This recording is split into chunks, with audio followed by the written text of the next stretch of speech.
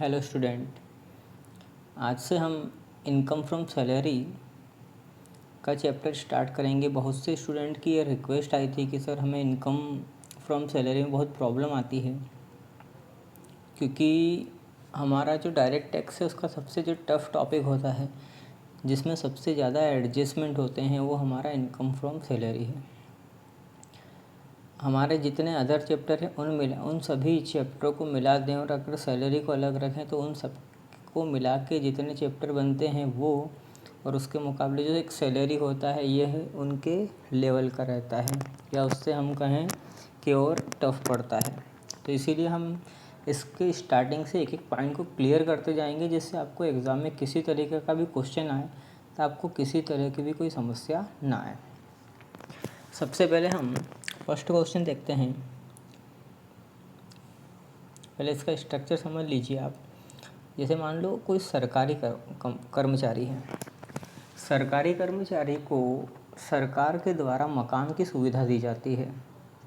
तो जो भी मकान की सुविधा दी जाएगी वह जो मूल्य रहेगा सरकार के द्वारा निर्धारित वह, और उसके साथ साथ अगर उसको फर्नीचर की सुविधा दी जाती है जिसे सुसज्जित मकान कहा जाता है, तो उसकी अगर सुविधा दी जाएगी तो उसका भी हमें अमाउंट 10% जितना भी उसकी वैल्यू है उसका 10% निकाल के ऐड करना है। कभी कभी सरकार के द्वारा फर्नीचर खरीदने की जगह पर किराए से लेकर दिया जाता है, तो जितने का भी किराए से लेकर उसे दिया जाएगा उसका जो किराया होगा वो भी हमें इसमें ऐड करना होता है। इस तरीके से किराया मुक्त मकान की कैलकुलेशन की जाती है।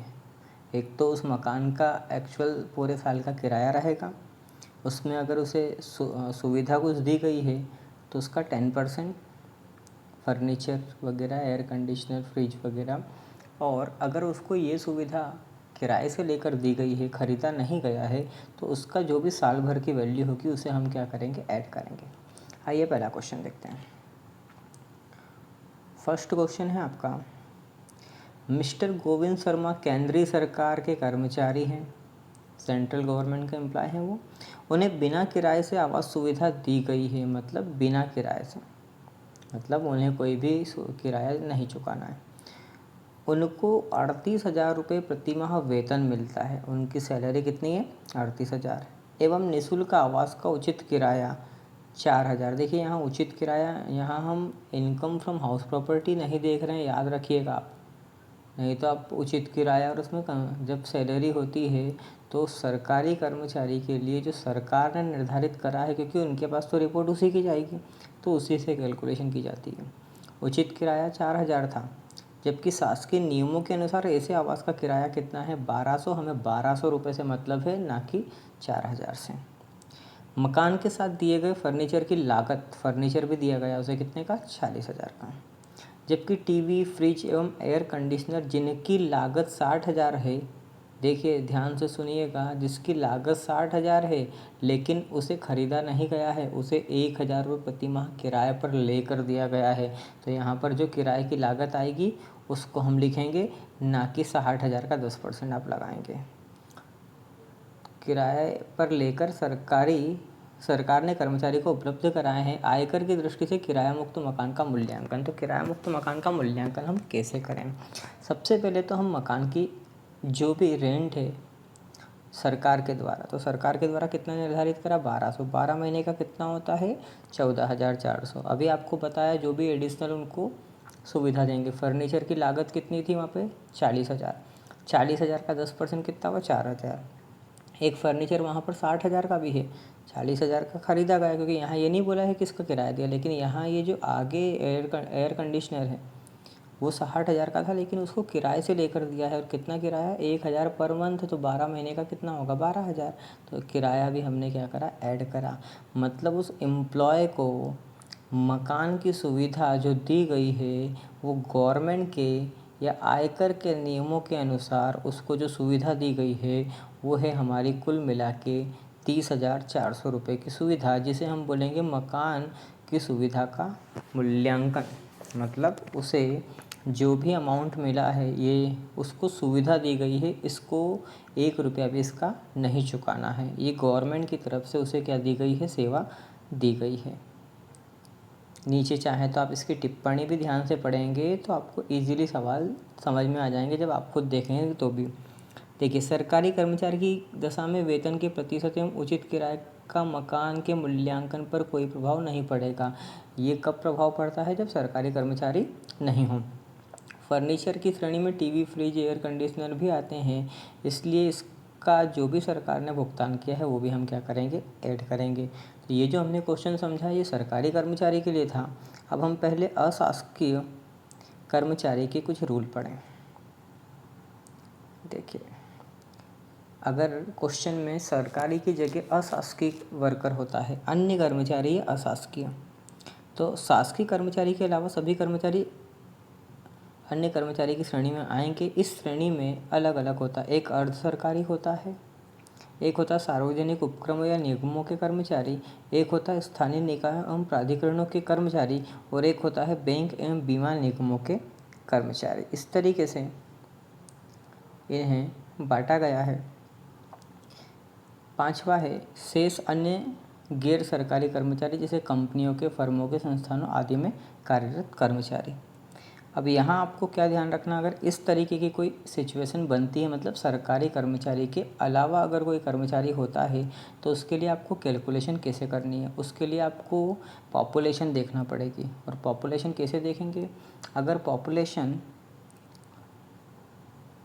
10 लाख से कम है, क्या है पॉपुलेशन 10 लाख या उससे कम है, तो यहाँ पर जितनी भी सैलरी बन रही है उसकी कर्मचारी की, उसका 7.5% हम क्या मानेंगे, मकान का किराया या मकान की सुविधा। और यहाँ पर भी वही रूल है, फर्नीचर का 10% या फर्नीचर का जो भी किराया पे होगा वो।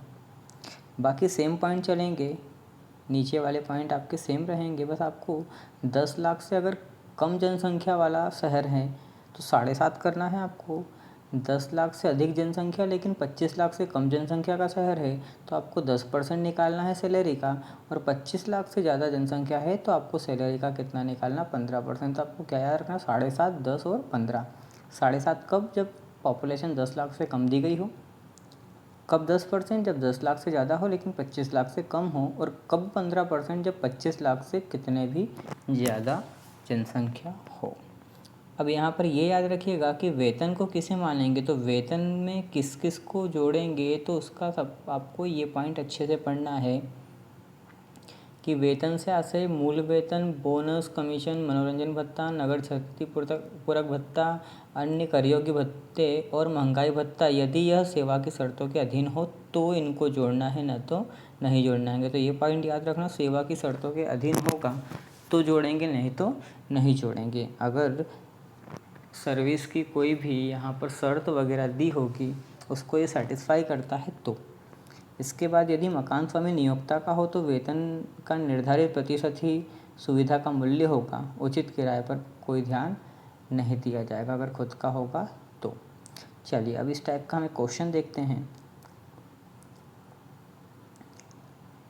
मिस्टर राकेश सोडानी एक कंपनी में कार्यरत हैं। उन्हें कंपनी द्वारा किराया मुक्त आवास सुविधा दी गई। उन्हें कंपनी से 15,000 रुपये प्रति माह वेतन, 20% महंगाई भत्ता, 25,000 रुपये वार्षिक कमीशन एवं 2 माह के वेतन के बराबर बोनस प्राप्त होता है। निम्नलिखित स्थितियों में किराया मुक्त मकान का मूल्यांकन। अब आपको 3 स्थिति दी है। एक में जनसंख्या दी कितनी आपको, 36 लाख। दूसरे में जनसंख्या कितनी दी है, 23 लाख। और तीसरे में दी गई 3 लाख। मतलब आपका तीनों पॉइंट हो गए, 25 लाख से ऊपर, 25 लाख और 10 लाख के बीच में, और 10 लाख से कम। तो हम तीनों की कैलकुलेशन करते हैं। चलिए, तो सबसे पहले मिस्टर सोडानी एक कौन से कर्मचारी, अशासकीय है, मतलब गवर्नमेंट के रूल के अकॉर्डिंग तो उसका वो होगा नहीं। जो भी पॉपुलेशन होगी, जो भी सैलरी होगी टोटल, उसका कितना होगा, 7.5 या 10 या 15। चलिए, तो देखिए क्वेश्चन में वेतन दिया है 15,000, 12 महीने का होता है 180। अब आपको जो मैंने वहाँ बताया था जो महंगाई भत्ता होता है वो सेवा की शर्तों के अधीन लिखा होगा तो जोड़ेंगे, नहीं तो नहीं जोड़ेंगे। और इस क्वेश्चन में आप देखिए महंगाई भत्ते के साथ आपको कहीं से कहीं तक भी सेवा की शर्तों के अधीन वाला पॉइंट नहीं दिख रहा है, मतलब कोई भी शर्त पूरी नहीं कर रहे हैं या कोई भी शर्त नहीं है यहाँ पर, इसलिए हम उसे कभी भी ऐड नहीं करेंगे। उसके अलावा सभी अमाउंट को हम क्या करेंगे, ऐड करेंगे। तो उसके अलावा कमीशन भी हमने 25,000 और बोनस उसने क्या बोला 2 माह के वेतन के बराबर, 1 माह का वेतन 15,000, 2 माह का कितना होगा 30,000। तो इस तरीके से कुल मिला के सैलरी मकान के उद्देश्य से कितना बन रहा है आपका 2,35,000। अब हम 3 अलग अलग मकानों के अकॉर्डिंग चलते हैं। यदि यह मकान की पॉपुलेशन अगर जयपुर में है तो जितनी सैलरी है उसका कितना परसेंट, 15%, मतलब 2,35,000 का 15% कितना माना जाएगा, 35,250। यदि इंदौर में है जनसंख्या 10 लाख से 25 लाख के बीच में तो कितना है 10% निकालेंगे। और यदि जनसंख्या 10 लाख से कम है तो कितना 7.5% निकालेंगे। तो इस तरीके से आपको यदि सरकारी कर्मचारी होता है तो आपको इजीली जितना भी सरकार के अधीन सैलरी होती है वो जो उसका मकान का किराया होता है वो होता है। लेकिन अगर अशासकीय कर्मचारी है तो इस तरीके से आपको इसकी कैलकुलेशन करनी पड़ेगी। चलिए अगला क्वेश्चन देखते हैं।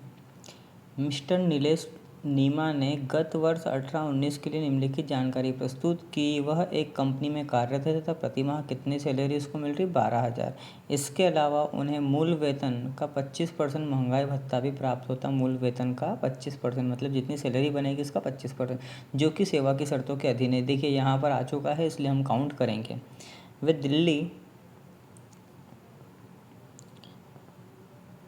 में नियोक्ता के द्वारा दिए गए मकान में रहते हैं जिसका प्रतिमाह उचित किराया कितना होता है 1,800। उनका स्वयं का कोई मकान नहीं है और वे ऐसे परिवार के सदस्य भी नहीं हैं जिसके स्वामित्व में यहाँ पर कोई मकान हो। किराया मुक्त मकान का मूल्यांकन कीजिए। यदि मकान कंपनी के स्वामित्व का हो और दूसरा यहाँ पर 20,000 का फर्नीचर भी लगा हुआ होता हो। तो देखिए यहाँ सबसे पहले हम सैलरी पता करते हैं। सबसे पहले उन्होंने सैलरी जो दी है वो 12,000 इंटू 12 कितना था 1,44,000। महंगाई भत्ता कितना बोला 25%, तो 1,44 का 25% कितना होगा, आधे का आधा, तो 1,44,000 का हाफ होता 72, 72 का हाफ होगा 36, मतलब कुल मिला के कितना था 1,80,000। अब 1,80,000 का हम कितना निकालेंगे 15%। क्यों, क्योंकि यहाँ पर शहर का नाम दिया है दिल्ली। अब सर यहाँ पॉपुलेशन नहीं दी तो हम कैसे पहचानें, तो याद रखिएगा जहाँ पर भी राजधानियाँ अगर होती है दिल्ली, कलकत्ता, मुंबई, अगर ये होते हैं चेन्नई वगैरह, तो वहाँ पर पॉपुलेशन हमेशा ज़्यादा ही होती है, इसलिए वहाँ पर कितना निकालेंगे हम 15%। तो 1,80,000 का जो 15% हम निकालते हैं तो कितना आएगा आपका 27,000। लेकिन यहाँ पर फर्नीचर लगा है कितने का 20,000 का। फर्नीचर में ये नहीं बोला गया है कि किराए से लिया है, इसलिए फर्नीचर का हम 10% लगाएंगे। तो फर्नीचर का 10% कितना होता है 2,000। तो 27 और 2 कितना होता है 29। इस तरीके से सुसज्जित मकान का मूल्यांकन कितना होता है 29,000। इसका यह मतलब हुआ कि जो नियोक्ता मतलब मालिक है, ऑनर ने वर्कर को मकान से संबंधित 29,000 रुपये की उसको क्या दी है, सुविधा दी है। इस तरीके से आप इन तीनों क्वेश्चनों को आप क्लियर करें। इनकम फ्रॉम सैलरी थोड़ा सा टफ चैप्टर है तो हम कुछ क्वेश्चनों को लेकर करेंगे तो आपको इजीली समझ में आएगा, ज़्यादा करने में आपको परेशानी आएगी।